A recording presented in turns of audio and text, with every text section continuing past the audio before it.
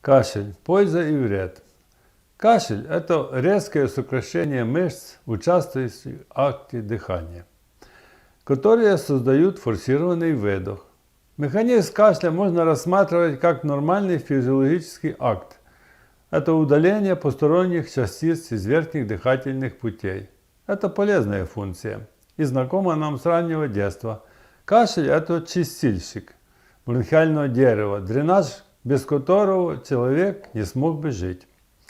Он помогает иммунной системе, потому что удаляет со слизью и нейтрализует вирусы и бактерии.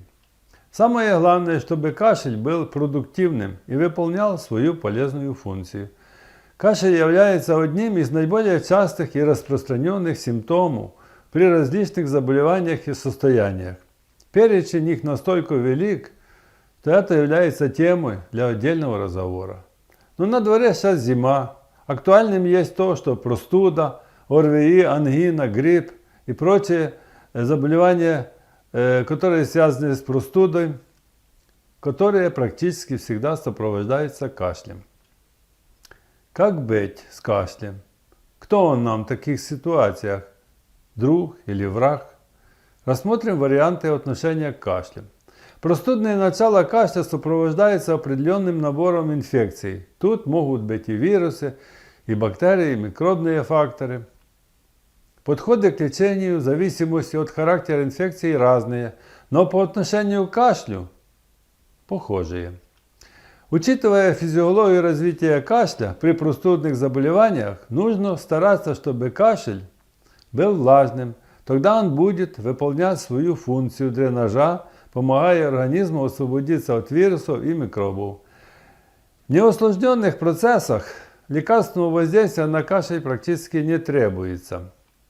А лечебные мероприятия должны быть направлены на основную причину, которая вызвала кашель, а кашель сам по себе и пройдет. Но ведь он и является симптомом, сопровождающим основное заболевание. В тех случаях, когда кашель сухой, требуется лекарство, с помощью которых нужно перевести кашель в пролиферативную фазу, то есть увлажнить его, но не нужно его подавлять. Очень часто сухой кашель является причиной осложнений. Это присоединение микробной инфекции, развитие гнойного бронхита и, наконец, упускание процесса ниже, вызывая воспаление в самых глубоких отделах легких, то есть пневмонии. Поэтому нужно внимательно следить за характером кашля и вовремя корректировать процесс лечения и выздоровления. Поэтому не забывайте о консультации врача.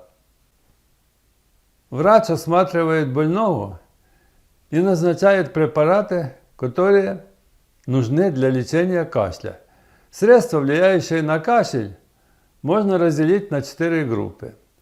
Это препараты, подавляющие кашель. Они воздействуют на кашлевой центр. Это препараты кодеин содержащие, а также бромгексин, бутамират. Вторые – это препараты, разжижающие мокроту. Она легче дренируется. Бромгексин, амброксол, бронхипред. Мукорегуляторы, то есть препараты, нормализующие вязкость мокроты.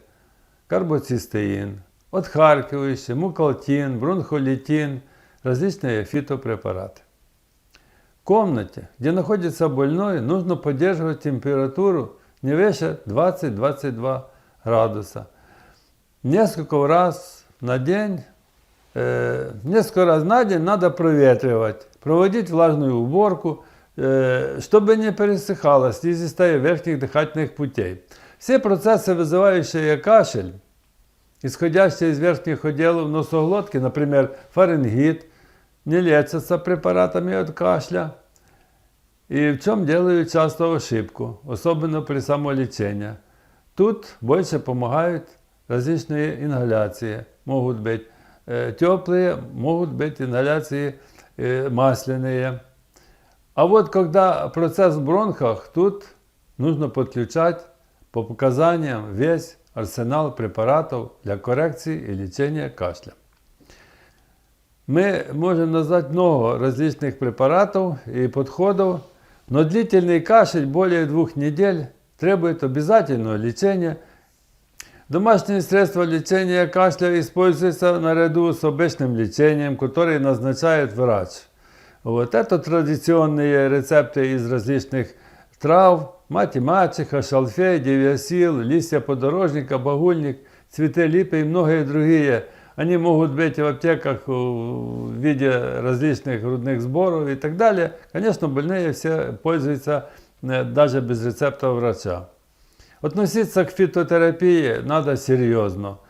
Часто неправильно приготовленные рецепты могут привести и к отравлениям.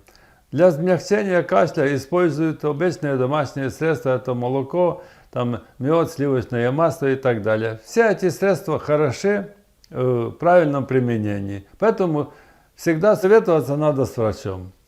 Хочу обратить особое внимание на то, что часто после выздоровления у больного остаются явления общей слабости, которые практически должны исчезать через 5-6 дней после окончания процесса. А если они остаются?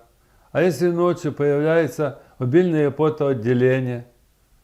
Следует обращаться обязательно к врачу и решить вопрос о дальнейшей тактике для того, чтобы можно было вылечиться полностью, чтобы не перевести процесс в хроническую фазу.